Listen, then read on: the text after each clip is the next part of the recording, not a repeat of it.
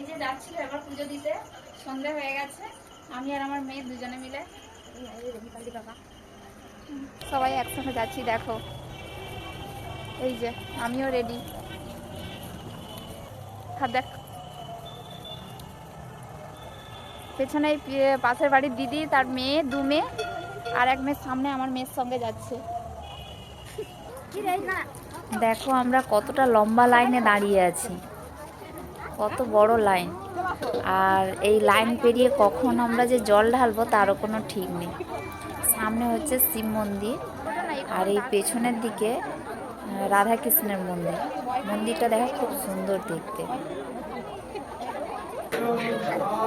ভেতরে জল ঢেলেছি, কিন্তু এত ভিড় যে আমরা কোনো ভিডিও করতে পারিনি। আর আমরা সবাই একসঙ্গে জল ঢালছিলাম, তাই করা হয়নি। বাইরে এসে প্রণাম করে বহু কষ্টে ঘন্টাটা বাজিয়েছি লাফিয়ে লাফিয়ে। এরপরে নিচে চলে এসেছি। মেয়ে নিচে নেবে প্রদীপ জ্বালছে, জেলেও প্রণাম করছে।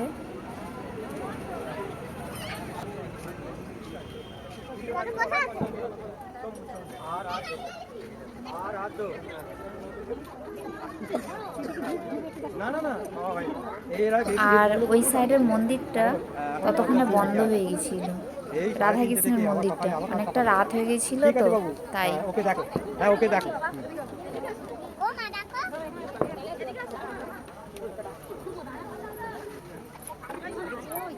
এরপর আমরা বাড়ি চলে এসেছি। ফটো তুললে করতে এই যে এই এবারে ঢুকছি ঘরে। এখন কটা বাজে? 9টা বেজে গেছে। আয় আয় সোনা, হাই হাই। চলো হয়ে গেছি, টাটা বাই বাই।